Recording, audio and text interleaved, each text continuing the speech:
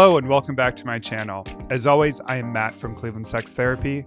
I'm a licensed clinical therapist and ASEX certified sex therapist.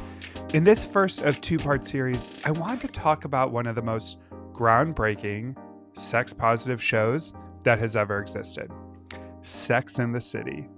Here, I'm going to talk about where the show got it right and why it is a show that you can rewatch over and over again.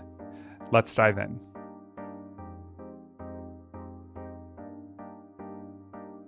It is probably no surprise to anyone, but one of the most radical things that this show did was treat conversations about sex as normal friendship dialogue, not whispered confessions.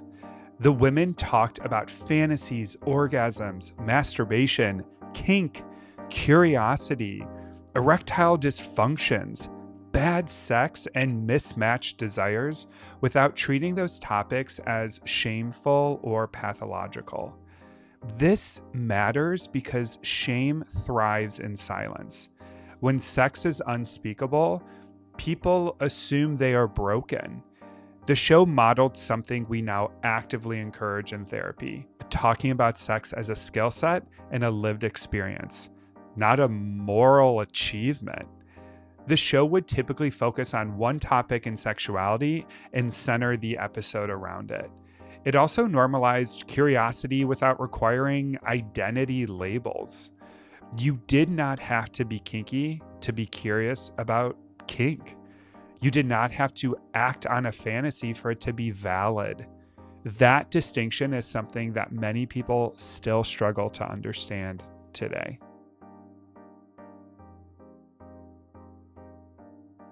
All right, let's all take a moment for our queen, Samantha Jones. Samantha was not just sex positive, she was agency positive. Her character showed that choosing sex can be just as empowering as choosing commitment or celibacy or monogamy. What the show got right is that Samantha was rarely confused about her desires. She communicated boundaries clearly. She advocated for pleasure. She walked away when relationships stopped working for her. She was even flawed, which is something we can all relate to. That kind of clarity is something I help clients learn all the time. Importantly, Samantha was not framed as needing to heal or settle down to become complete. This wasn't just a phase. She was allowed to be whole exactly as she was. This is still a radical message, especially for women and queer folk navigating cultural expectations around aging, partnership, and desirability.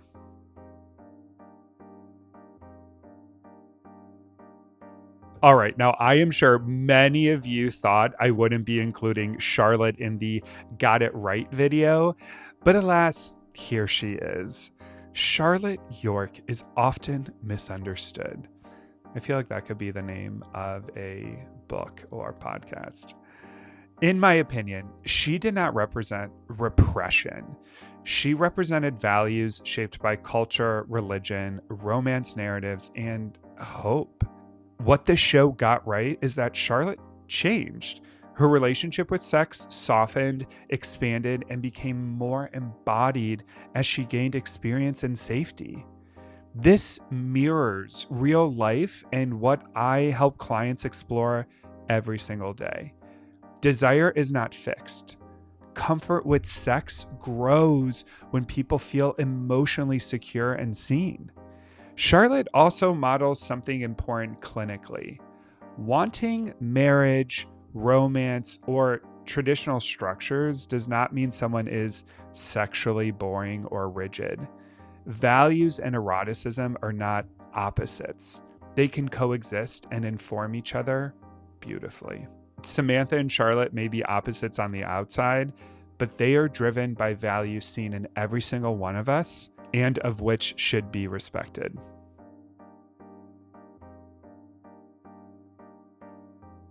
Sex and the City showed us that being single in your 30s and 40s is not a personal flaw. It is a life phase with its own joys, griefs, insecurities, and freedoms. The woman experienced loneliness, comparison, and fear about the future, but the show did not frame singleness as wasted time. It framed it as lived time. Dating was messy. Sometimes it was fun, sometimes it was exhausting. That honesty still resonates.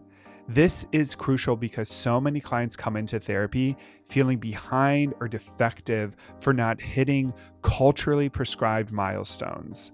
The show quietly challenged that narrative before social media discourse caught up. Remember that at the end of the day, being single is a perfectly healthy relationship style.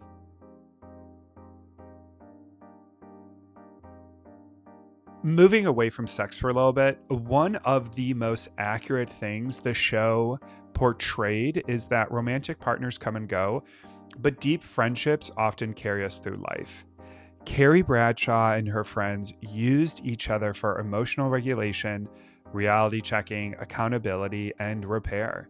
They fought, they hurt each other, they came back together. Those moments, those fights between Miranda and Carrie or Charlotte and Samantha, those fights are what made the show so fulfilling and groundbreaking, in my opinion. The show normalized chosen family and emotional resilience outside of romantic partnerships. That is especially important for queer folk, single adults, polyamorous people, and anyone who does not want to center one partner as their entire emotional ecosystem.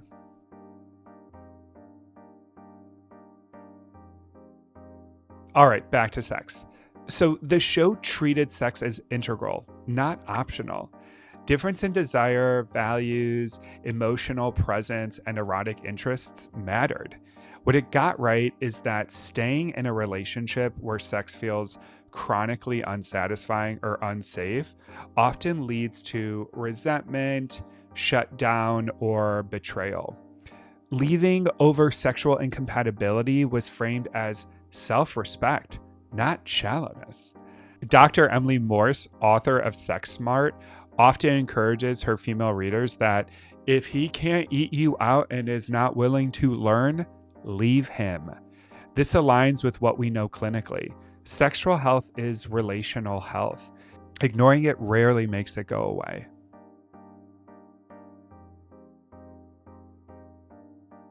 What this show got right was that the women were not constantly empowered or confident. Sometimes they chased validation, sometimes they avoided intimacy, and sometimes they made impulsive choices. That messiness is the point. Desire is not linear, confidence fluctuates. Wanting sex one week and space the next does not make you someone who is unstable. It makes you human. The show allowed desire to be contextual, emotional, and embodied rather than performative. That is using a corrective lens to the hyper polished, always confidence and must have sex often that is presented online today.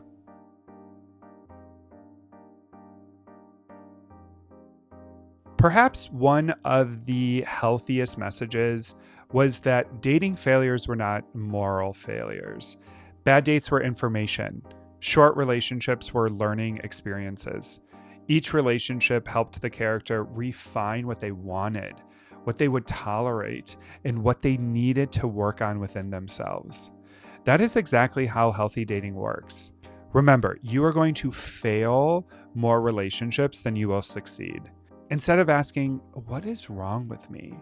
the show often asked, "What did I learn?" That reframe alone can dramatically reduce shame and burnout in modern dating culture.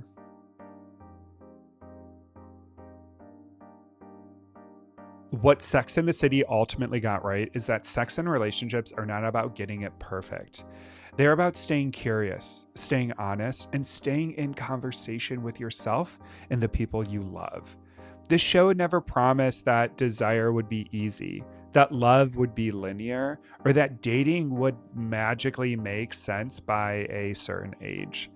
Instead, it showed us that sexuality evolves, relationships require repair, and fulfillment rarely comes from following someone else's blueprint. For all of its flaws and blind spots, Sex and the City gave people permission. Permission to talk about sex, permission to want more, permission to walk away, permission to choose friendship, pleasure, independence, commitment, or some beautifully messy combination of all of it. If this video resonated with you, make sure to like and subscribe to the channel and share it with someone who still secretly judges Carrie's choices, because I do. And we will be talking about that in part 2. And I would love to hear from you in the comments. What do you think Sex and the City got right about sex, dating, or relationships? Hell, make this a Samantha Love Fest and comment about how her boldness helped you in your journey. Until next time.